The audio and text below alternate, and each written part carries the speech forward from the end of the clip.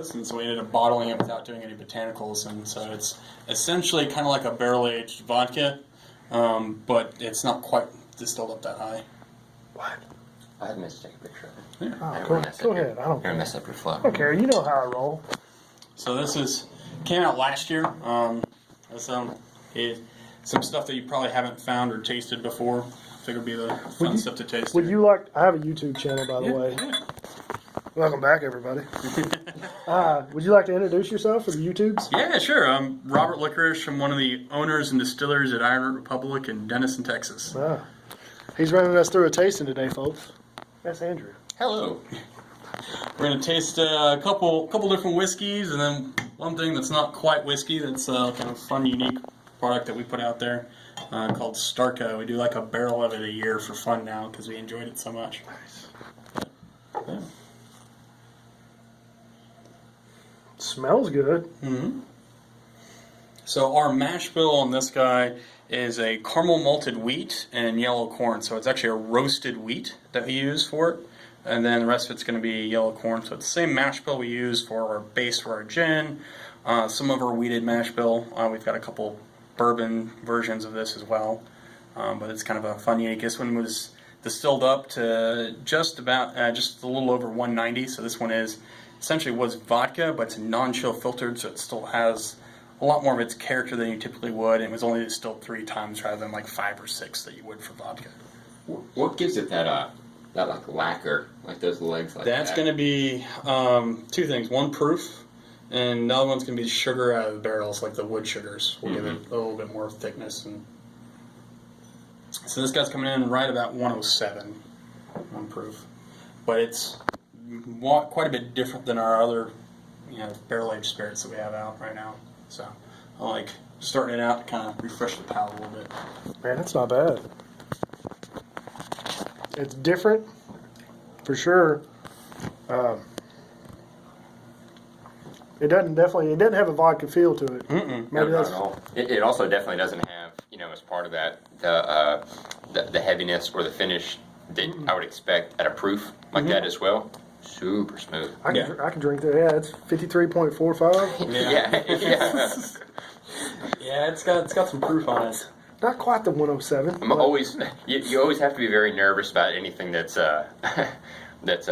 tipping the scales over 100. It drinks like a Yeah, you drink it too fast. Right. Oh yeah, Absolutely. That's pretty nice.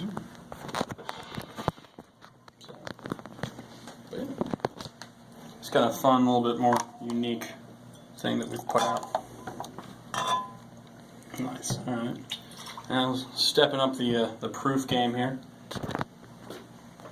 Next is going to be just this year's Harbinger release. It already went out in Texas. There might be a few bottles here and there left. I know there's not any left at the distributor at the moment.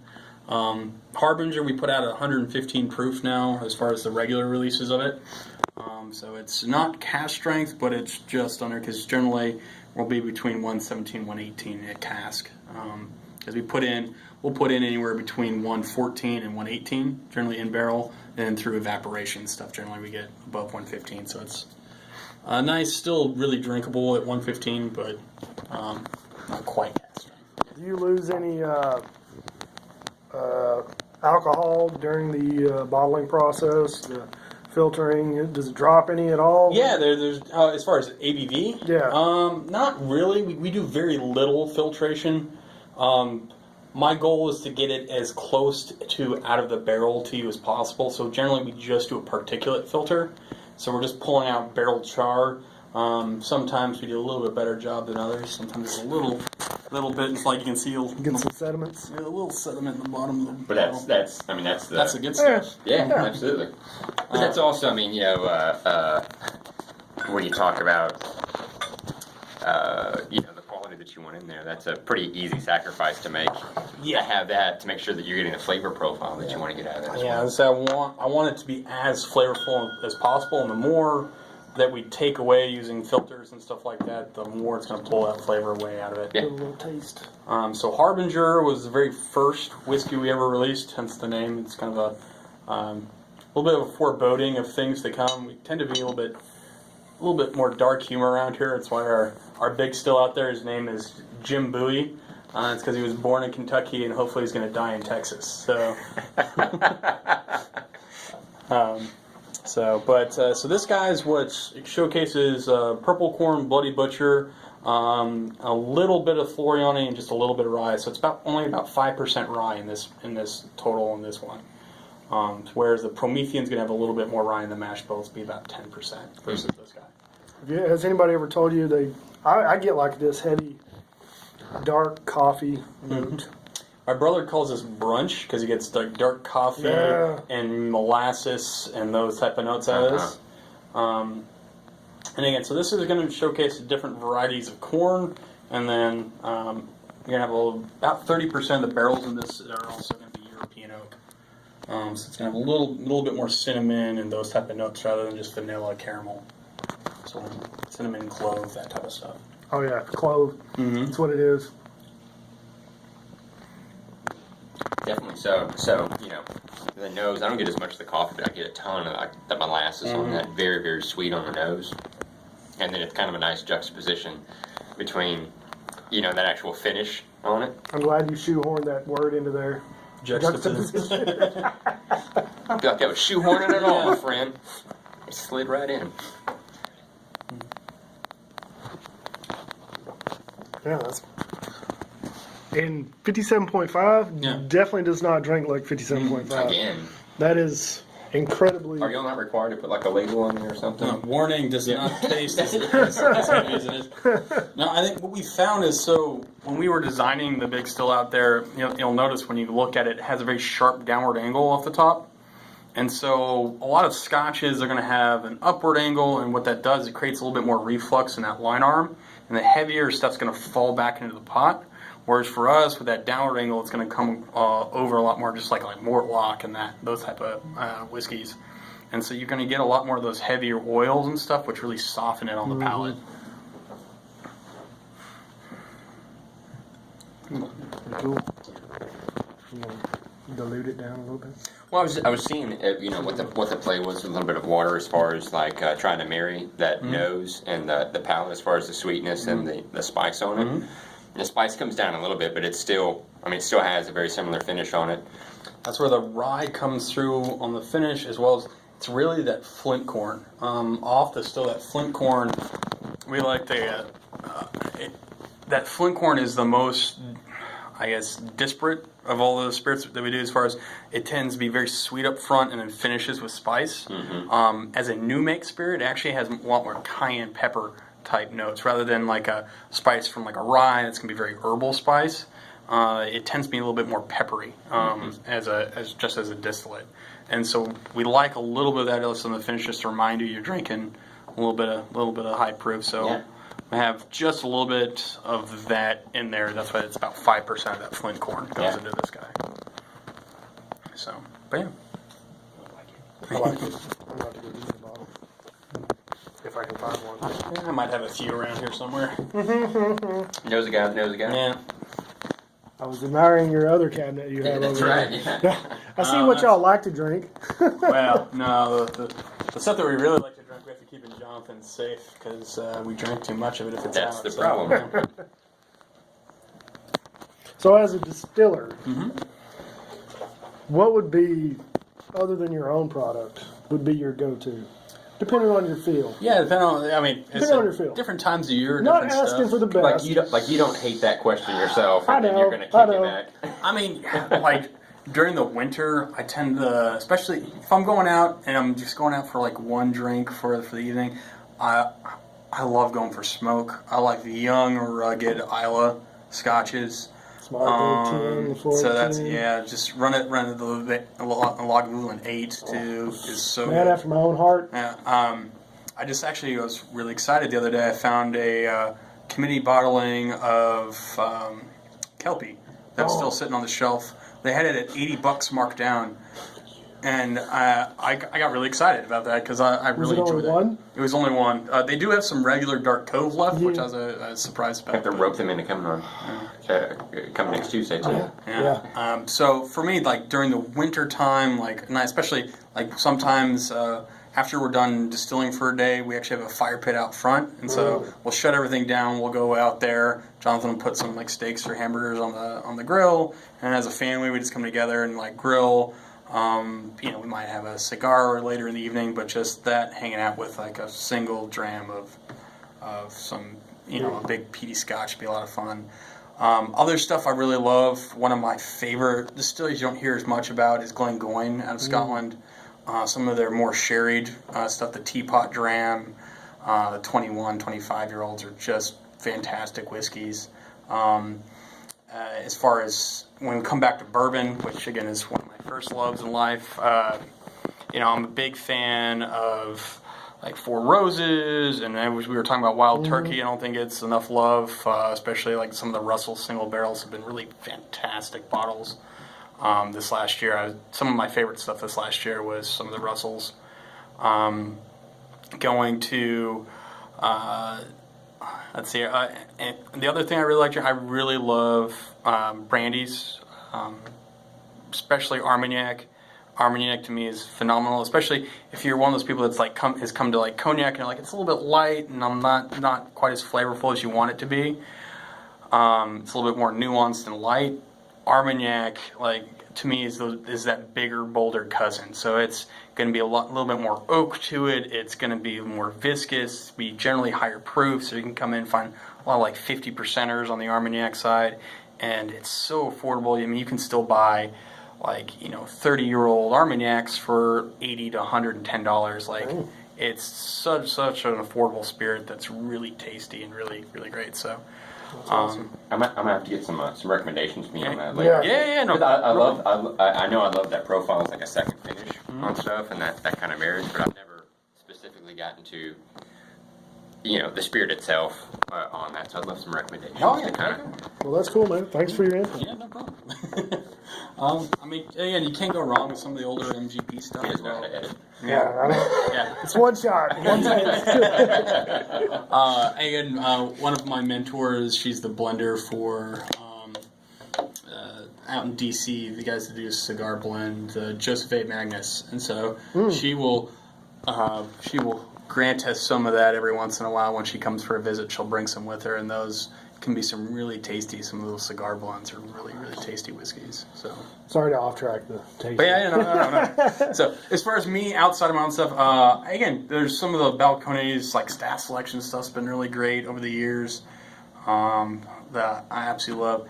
I thought the very first Garrison Cowboy, as far as we're talking Texas whiskey, is the very first release of Cowboy was, to me, I absolutely love that one.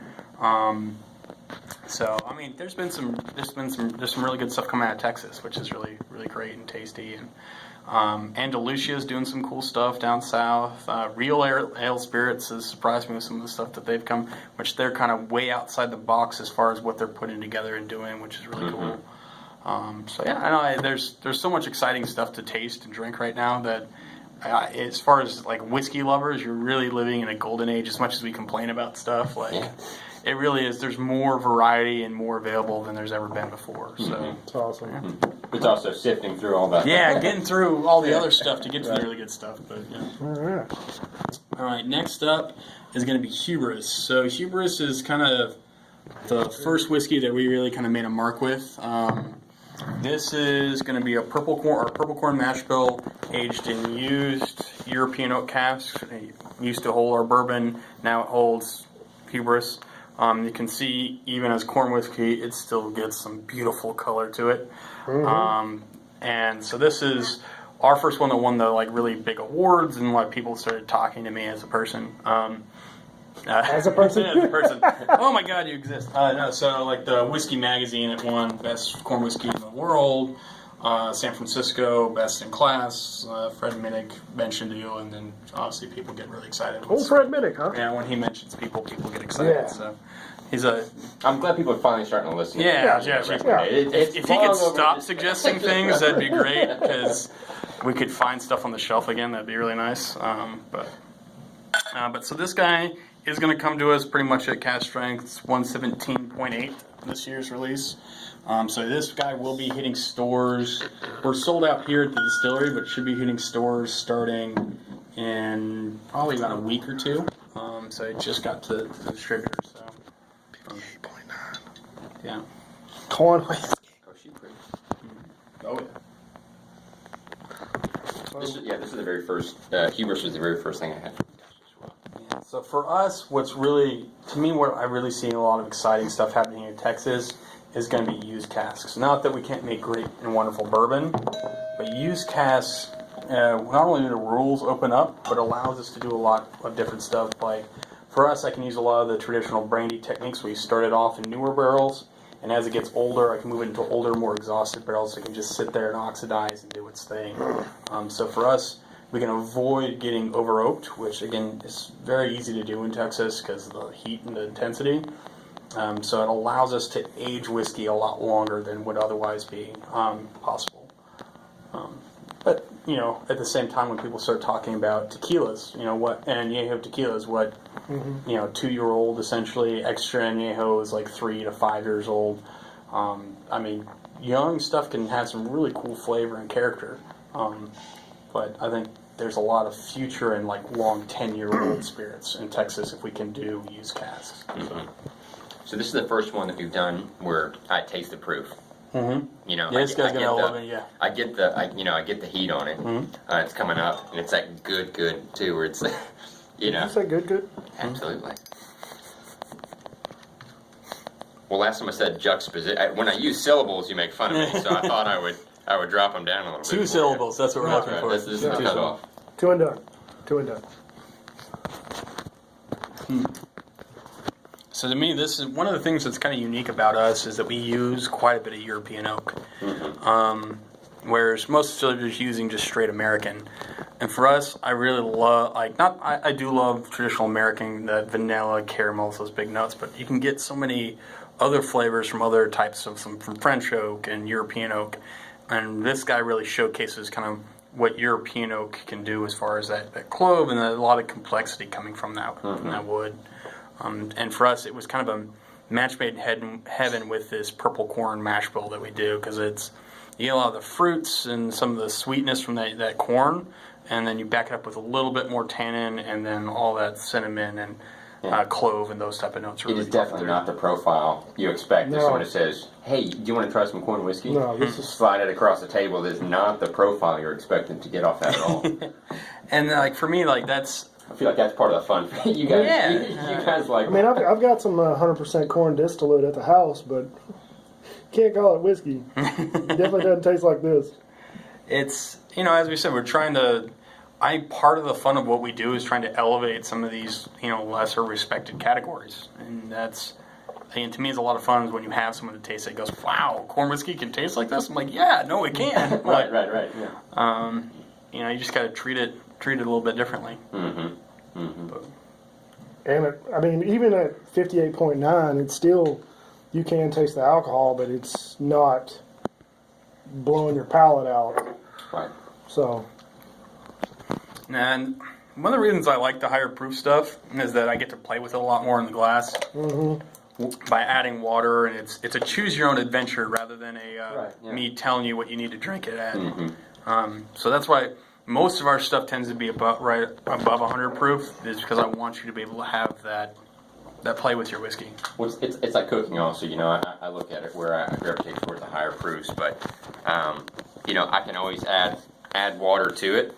I can't Take a little it bit away. harder to take it back Can't out, take it right? away. You gotta cook it for a lot longer. Absolutely. So next up is going to be preview. This is a barrel sample from the barrel we've selected for the bourbon shootout this year. It is basically a bourbon version of Hubris, but this set of barrels, there's about three to four barrels in this set. We let the yeast that we used for this one is an old Macallan yeast that, but it's also used quite a bit in the Caribbean. So at a little bit higher temperatures, it gets some funk and some really cool stuff happening. And so this one batch this one came from late spring, early summer when the temperatures in here start getting a little bit warmer. And so this created a really cool set of barrels for us. And that's the fun part of being able to taste through, a big warehouse is you get all these disparate different flavors. And so this is basically a funkier bourbon version of Hubris. And for us to set something out there for the bourbon shootout, we wanted something that was really an expression of who we are and what we're doing. And to us, this was a great example of that. Also being something a little bit different. It's very different than Kentucky bourbon or anything that's coming out of Kentucky right now, which for me is a lot of fun too. So what's the proof on this guy right now is sitting at 60.1%. So we're going to the higher ends here. So it's wonderful. So this guy is just under 3 years old right now. So, unless it's proprietary, what's the difference between this Harbinger and that Harbinger? So that Harbinger is going to be a mix of our purple corn mash bill, our bloody butcher corn, the flint corn mash bill, and the low rye mash bill. So we take a little bit of a Four Roses approach where we have a number of different mash bills and then we put those together. We're not doing the same mash bill for every run. So single barrels for us can be very, very different than the regular Harbinger. I gotcha. They're more expressive in one way or another. For us, the reason we like that is because when we come to the blending table, we want as many options as possible when it gets to those different flavor profiles and everything else like that. And so the more paint, the more colors I have on the palette, the prettier picture I can paint is our goal. But sometimes there's just some single barrels that come out that are just this beautiful, well-rounded. Hey, brother. Sorry. It's all right. How you doing? This is not the Facebook Live. I was explaining to your brother earlier. I have a YouTube channel where I do whiskey reviews. Oh, cool. So I figured this would be good content. Would you like to introduce yourself? I'm Jonathan Licorice. I'd be Robert's brother and the co-owner and head distiller at Ironroot Republic. We're just now tasting the barrel we picked for the bourbon shootout. If you want to. How's that going for everybody? Pour yourself a little I haven't put it in my mouth yet, All right. but so far I've enjoyed everything. Excellent.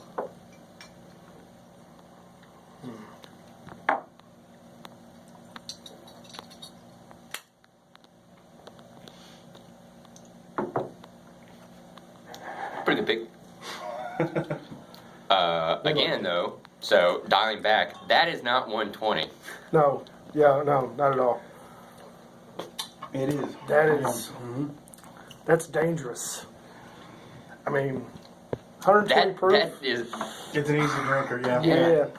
Like, But you know, and we talk about this. You know, you can have some of the. You know, there are some of those that just go over 100, but the sophistication's not there on it.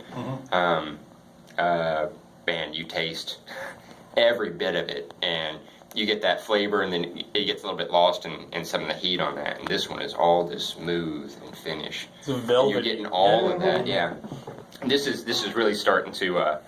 I was thinking it on this one, but now especially at 120 proof, really thinking about what you were saying as far as trying to stretch out that aging, and some of that stuff is really. We're starting to see this is a little bit older than some of the. So the other stuff's going to be a mixture of that 2 to 3 year old. This you're getting just now that close to that 3 year old coming in, and as I said, they really start blossoming that 3 to 4 year old range for us. So it's one of those things that we're wanting to experiment. We want to see what is it going to do if it's a 5 year old? What's it going to do at a 6 year old? I think you're definitely on a great track. Yeah. It's really It's a fun bath to be on. I bet.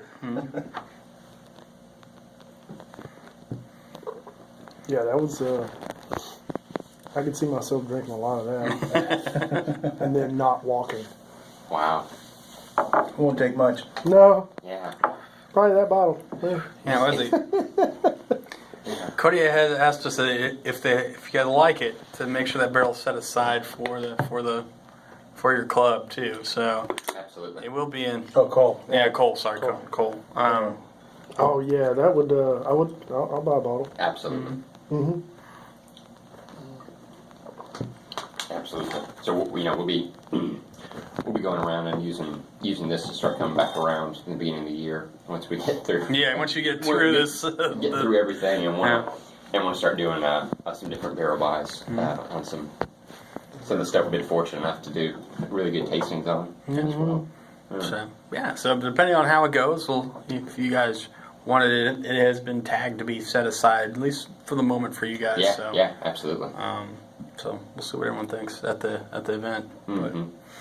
But, so I think finish up, Jonathan. I figured we'd introduce him to going to be the newest batch. This will be batch 2 of Icarus. So we did the first year. We did a test run. Ended up being about 50 bottles or so of Icarus. Again, it's one of those things that we had a group come up here right after we finished it, and they literally bought every bottle of it. Oh wow! They absolutely fell in love with this whiskey, and it is our baby. This is the most difficult of all of our spirits to blend. Takes us because peat, as you taste peat, your body becomes accustomed to it, and you don't taste it as much anymore. So when you're playing on the blending table, the more you play, the less you perceive the peat. And so he and I keep going back and forth. He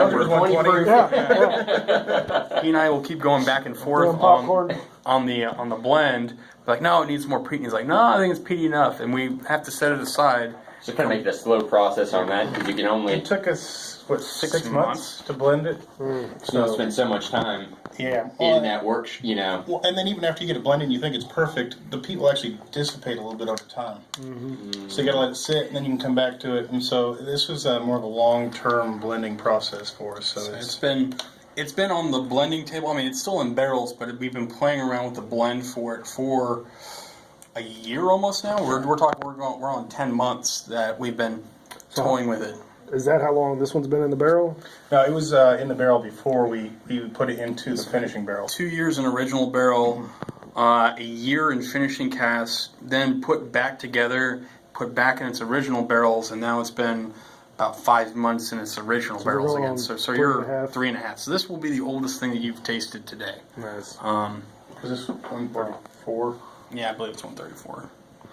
There was a jump there. Well, not proof-wise. No, that's the barrel number, 134. Oh. Proof, it's probably about 110-ish, so. In my little clean can. There you go. That'll work. Hello, everybody. This is Andrew with the East Texas Bourbon Society. Hello again. If you ever come to our meetings, you'll get to meet him. They are fun. Ooh, that's wild. You got to be okay with peat in order for it to work. So, He's a big Ardbeg fan. you're going to do okay. So Kelly's actually hosting our first ETBS Scotch thing. meeting. We're doing a Scotch fight. We've been asking for it for a while, and that's not in Colonized wheelhouse. Yep. So we've got the weirdo with the beardo is going to do. Hey, you know what? Yeah, he's going to come do That's that a good on idea. Tuesday. Yeah, I think it'd be really fun. You know, I did a personal blend of different whiskeys, just out of the stock room at my house, and I added some peat, and I'm not saying like it wasn't close to what you're doing right now, but it's reminiscent because there was a lot of bourbon, a lot of rye, and I threw little peat. It literally takes a little peat. Yeah, You don't know. You As I said, don't need a big peat. You just need a little peat. the whiskey itself was not peated. It's literally just from the barrels. Yeah, it just pulls it out. It's I mean, it pulls that peat right out.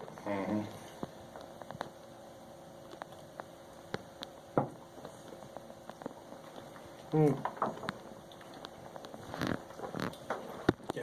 I have to say that's I like probably that my a lot. favorite. Probably my favorite. yeah. That's corn whiskey. This is what this is. That's corn whiskey. That's corn whiskey. Corn whiskey in a peated barrel. This has got you all over it. Oh, yeah. Yeah. I'm all about that. So hopefully the first release of this will hope in March, April time period, right when the warehouse starts warming back up and becoming really the best time to pull barrels. If you're gonna go pull barrels out of Kentucky anywhere else, best time spring and fall. Heat of the summer and winter aren't the best time. It's the barrels will be at their best in spring and fall.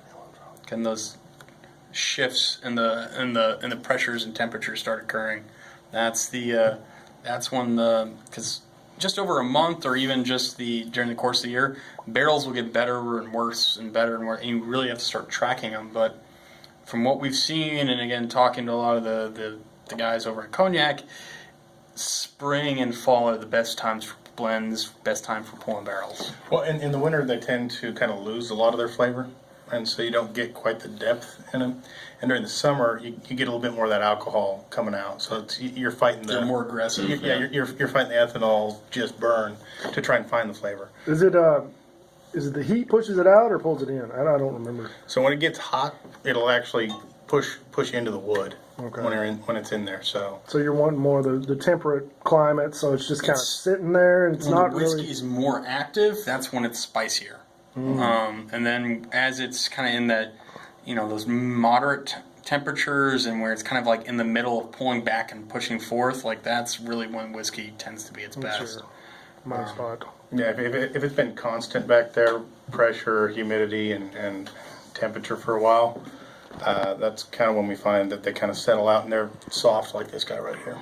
So It's good to know.